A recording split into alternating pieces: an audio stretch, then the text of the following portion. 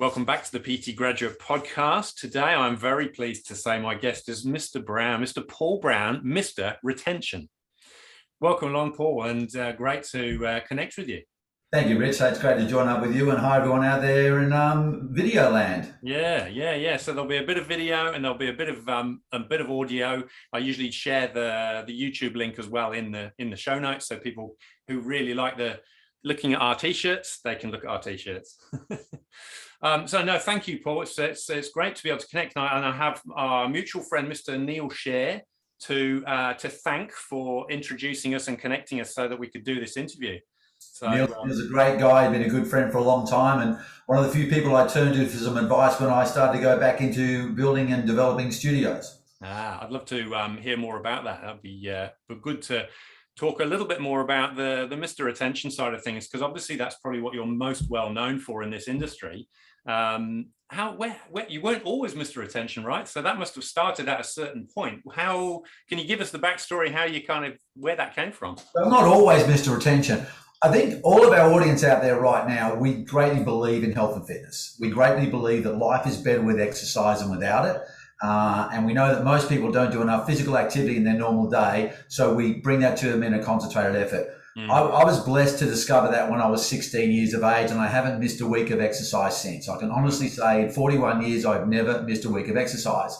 But how many people do we hear of that joined a gym or a health club or a fitness center or some type of fitness regime, got off to a great start, but then the wheels fell off? Unfortunately, it's the most prevailing story in the fitness industry. We've lost a lot more members than we've got. That's reality. Yeah. When I sold my first club, I want to go back when let's say 27 years ago, a lot of club operators back then were reaching out to me saying, hey, you did some great things in that club. We saw you on TV. We heard about your successes. Would you mind sharing some of your secret sauce with us? And so I became a consultant by default. It wasn't my plan. I didn't ever use the word consultant. People just started introducing me as, hi, this is Paul Brown. He's a fitness consultant. He can help your business. Well, early on, I would get asked for marketing and sales. Can you help us just sign up a few more members and our business will be great? If we could just market ourselves more effectively, things would be great. And what I discovered was these clubs were very good at marketing and sales. And yeah, I could probably teach them a thing or two, but I couldn't understand why businesses that I thought were looking so good from the outside were still hemorrhaging on the inside. And then, we're talking 1995. I discovered that the biggest problem these clubs had wasn't marketing and it wasn't sales. It was keeping the members that they had. And I did a study, probably the first of its kind, of ex-members. We telemarketed or telephoned and interviewed thousands of ex-members of premier clubs in Sydney.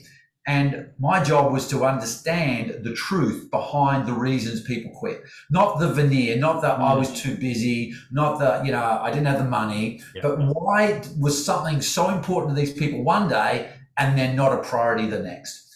The learnings from that study made me realize that we could predict where our members would go wrong in the early stages. And we certainly found that the first 30 to 45 days was the major stumbling block to the majority of these people.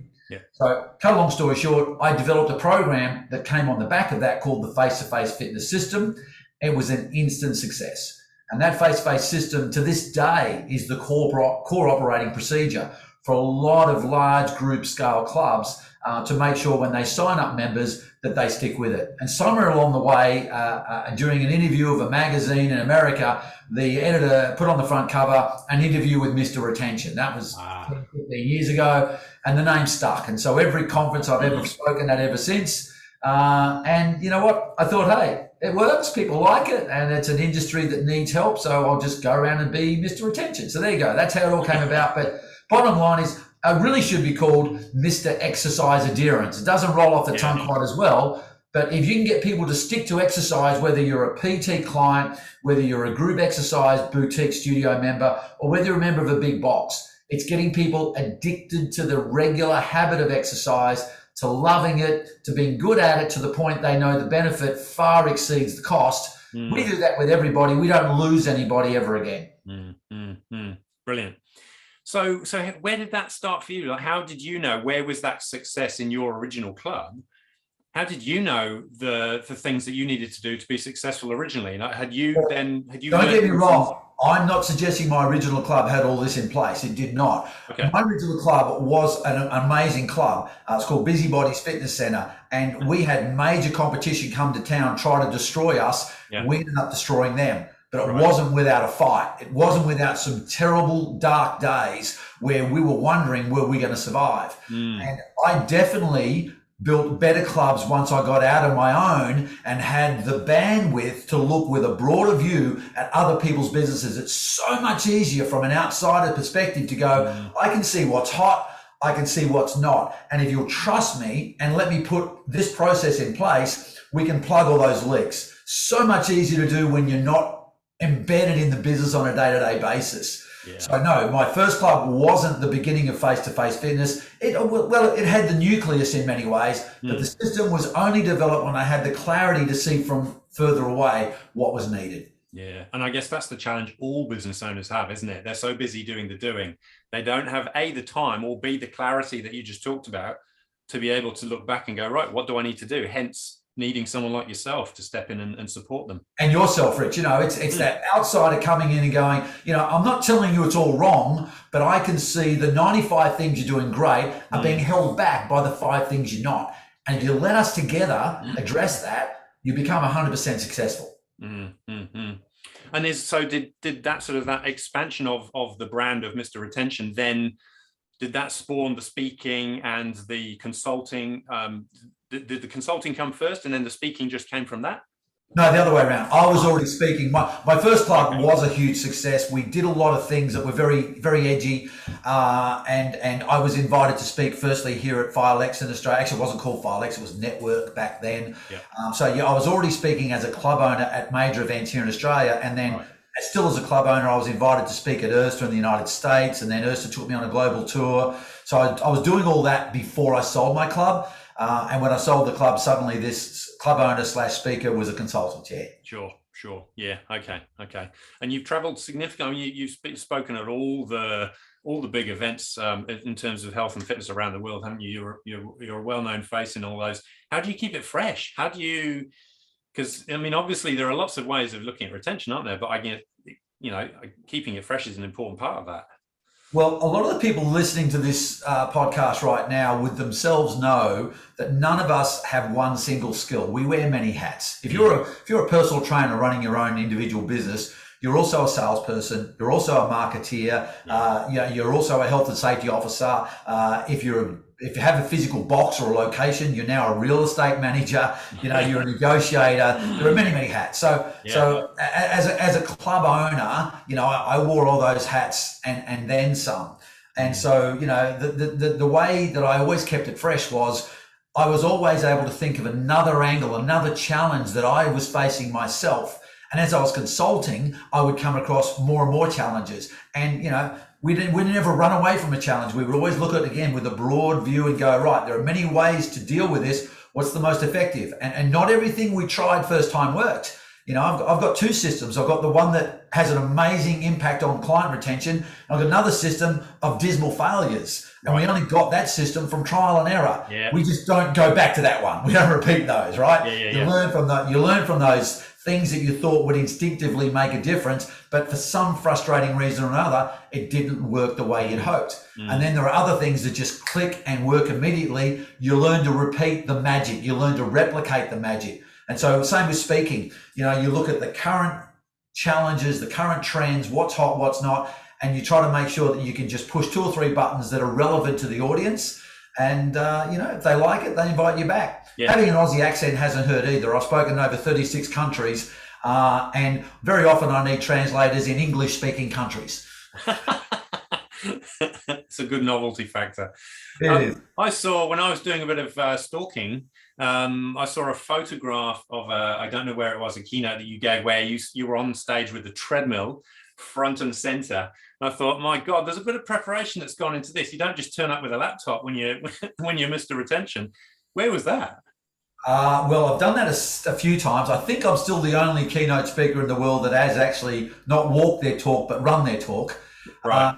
Now, that was a crazy idea that I had, and it worked. The first time I did it was for the Energy Fitness Group in England. I want to say it was Milton Keynes. Oh, yeah. I've done it in Taiwan. I've done it here in Australia. It's It's a powerful message, and I won't go into the details of that. Our audience want to hear about their business tips, and we can help them with success. But I'll simply say this: you need the audience to want to listen to what you're talking about, and sometimes you need to grab their attention with a novelty or some type of, oh wow, I wasn't expecting that. And delivering a keynote from a treadmill certainly falls into that category. So was it running the whole time? Yeah, absolutely. Outstanding. You've had to have practiced that, I imagine. Oh, if you stay fit, I guess that's not a big step. Well, that was part of the message, was that, you know, we have to walk our talk, or run our talk in that case. But probably the other element of that message was, it's about time. You know, you will have clients who will always have a reason to not train. Yeah. Find the time. The start of that keynote is me being introduced and pretending I didn't realize I was on stage yet. I had my kit ready to go and do a workout, and I'm being called on stage to do a talk. I'm like, no, I'm about to go for a run. Nice. And just so happens to be a sponsor's treadmill on stage. So I tell you what, I'll make you a deal. If I can use that, I'll talk to your people. Brilliant. And that's kind of what I'm trying to say. And this is what you trainers out there need to remember. There is no justifiable reason to be inactive. All right. Tell me you've got a sore ankle, we'll work the other 3 limbs. You know, tell me you've got a headache, we'll find a way around it. Tell me your back is sore, we'll find a way around it. There is no justifiable reason short of not having a pulse to exercise. Absolutely. Don't focus on what you can't do, focus on what you can. And being time poor is one of the greatest barriers that our clients use to prevent them from fulfilling their health and fitness goals. So it's about time. It's about time we do it now. We have to make the most efficient use of that time. And there is no justifiable reason that we should skip. Yeah. And we all strongly believe that in this industry, because we know it's possible. It's just helping our clients understand that. It's the mindset, isn't it? It's getting the mindset. That's what it all boils down to. If you go in with the intent of saying, I'm going to do whatever it takes to help you get fit, and I won't let you get in the way of that. Brilliant. So you've recently opened your own facility again. You mentioned before, and you've got your beautiful Paradise Fitness t-shirt on today because it's in Paradise Point. Is that right? Yeah, but Rich, if it wasn't in Paradise Point, I'd still call it Paradise Fitness. That's great. Seriously, the studio that we've built, look, it's 120 square meters, or for our friends around the world, let's call that 1,200 square feet. It's not a big space whatsoever. Used to be the offices of my face-to-face business before COVID. Right. I didn't need the big team anymore. Yeah. I leased the office space out for a little while, but then my son really has a great aspiration in the world of sports and fitness, and I couldn't think of a better apprentice. And I needed a place where I could give him the chance to experience the very best of fitness. I didn't want to put him in some 2-bit club that didn't care about their staff or their members. I didn't want him to fall into some contracting relationship where he was nameless and faceless. I want him to be somewhere where he could really experience the highest level of standards. And to me, that's paradise. That is utopia. That is, any member who goes there feels like it is their ultimate dream place to be trained and to train. And that's why it's called Paradise Fitness. And I will build these clubs in towns that definitely aren't paradise, but are great places to keep healthy and fit. Yeah, I see from the photos I've had a look at, it looks very well thought out in terms of layout. You've got multiple people in there. You've got these stations. You've got things fixed to the wall, which are very precise, so that they're maximizing the space that they're in, relatively small, maximizing that space to get the best workout possible. So I couldn't see 360 degrees, but it gave me I like the mural as well, that sort of natural feeling on the wall of, you know, looking into like a jungle type space. And the audience is going, I have no idea what he's talking about. They're going to watch the YouTube now, aren't they? Oh, there it is. Paradise Fitness. Awesome. Only 100 square meters of workout space, and then we have this small studio office here that I'm in, where we do our face-to-face, because I'm still mad keen on our face-to-face fitness systems. We just do it here in our office. I just had a client just before this call. Cool. And you're right. Look, again, with a small space, I believe this studio can offer more variety of workouts than clubs 5 times the size. Right. And I mean that. That's not a false claim. I genuinely mean that. We literally have hundreds and hundreds of different exercise options, maybe thousands. We'll probably never run out of ideas because we designed clever usage, as you said, of a very confined space. I can't make a bigger club in the office space I have, so I have to make the world's most versatile club. It is the Swiss Army knife of health and fitness centers. That's a beautiful way of explaining it. And I guess you were hinting at other locations. So is this a formula that you're then going to replicate? Yeah, look, we had to get proof of concept first. You know, it's really easy to brazenly make all these claims, but I believe we're onto something. I've done this for so long. I've seen so many different workout models and studios. So this is the best of all those great ideas and a few of my own, and the best of my sons and our team. We've got a great team working here. We might be able to create something that's actually worth replicating, and that's definitely on the cards. Whether we do it as more studios, whether we drop this into partner clubs, like bigger clubs that want to provide a boutique experience as well. There are many ways we could do this, or we might just be a mum and pup gym that has one little studio 5 minutes from home and live a happy, comfortable life and have, some very happy members who love to see us on a daily basis. Any one of those futures is great with me right now. Yeah. Do you see yourself doing all the air miles again? Like, I know you've traveled significantly. No way. I did over 1 million air miles, and COVID showed me what an absent father I had been. COVID showed me what an absent husband I had been. Yeah. And I've had the chance to look in the mirror and say that all the bragging rights of visiting all those wonderful countries doesn't marry up to being able to say I'm a good dad and I'm a good husband. And my priorities are different now. I've seen the world. I've spoken to the world. The world wants to know me. They can come to me. Fantastic. I guess that would be a good opportunity for them to come and see your model, but at the same time, you could consult online, right? Oh, exactly. Yeah, we're doing it right now. The world has changed tremendously. Any trainer that's not using Zoom or an equivalent. I mean, I was on go-to meetings years ago doing face-to-face courses when I couldn't travel. There were definitely times we couldn't get to a destination more because of what was happening there than here. I'll give you a good example. One of the groups we work with is in Chile. Santiago, Chile, the capital there. Lovely place, amazing to visit. But they had some social disruption a few years back. So we did online training. We used GoToMeeting, and we were able to keep our teams motivated and inspired without hopping on an aeroplane. When COVID came along, the rest of the world kind of cottoned onto that. Yeah. Now it's commonplace. So as I say, it used to be that if you did it dialing in, you were seen to be dumbing it down. Now it's actually being the smarter way. It's the clever way to express your opinions and to share ideas without the wastage, and I mean wastage, of travel time and without the expense of travel as well, and the risk of being away from home for so long as well. So there's definite benefits in communicating like this. And probably environmentally friendly as well from an eco point of view, if that's your thing. Yeah, ticks many boxes. Yeah. How about some tips, Paul, that maybe the things that you probably see most commonly that might relate a to, I guess, small, medium-sized facilities, which PTs would probably run as well, or and things that might relate to an individual PT business as well. What would be the common things that could quick fixes that people probably are missing? Yeah, that's a great question. And I'm a little reticent to suggest that anything I know about training that our audience doesn't already know. Sure. There's very smart people out there and they've had lots of wins and losses themselves. Yeah. What I would like to suggest is maybe I can reinforce some of the things that I've discovered. Because if I can just put some context, when I sold my last club in 1995, I did own a club briefly in Utah, or part owner of a club in Utah, but really take that out of the equation, that brief experience when I lived in Utah for a little bit. I haven't been on the floor, on the tools for 25 years. I have been running training courses with instructors and training people and writing systems and developing programs. I've done all of that. To actually come in and have to open the door at 4:45 in the morning and turn the lights on and get the music queued up and greet the people on their arrival and listen to their stories about the rough night they had with the kids that wouldn't sleep and all that. Yeah. It's a real challenging experience. And to come full circle and go back into that is incredibly humbling. It's very rewarding, but it's incredibly humbling. And it reminds me that there are some trainers out there who've done more hours than me at this very thing that should be telling me what to do, not the other way around. Sure. Okay. But I will simply say that without doubt, this studio has reminded me of how important relationships are.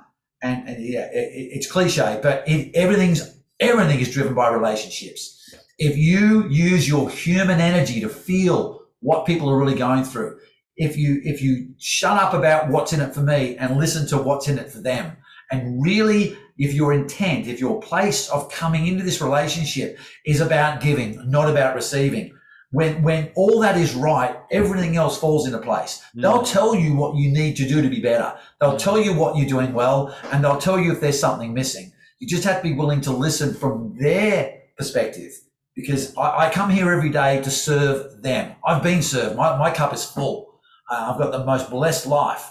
How can I now give everything I've ever been given back to these people? If you come into the workplace with that attitude, failure just can't even enter the realm. All right.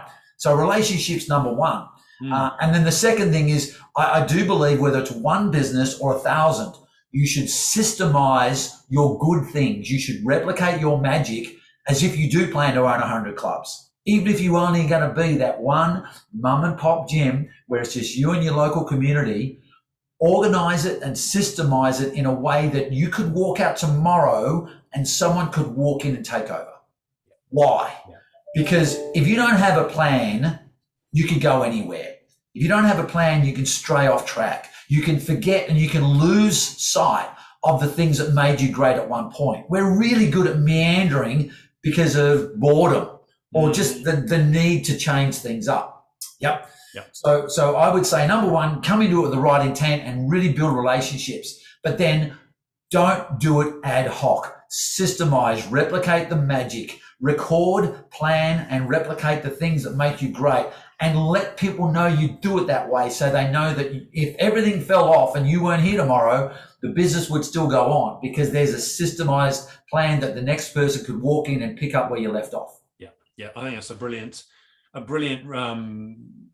meaning in terms of the business, and I think having those sorts of processes in place are generally missing, because we're one-man bands if we're PTs, and we don't assume that we're going to be sick. But if you want a holiday, or if you do get sick and you've got a mate who can fill in for you, how the hell are they going to know what to do?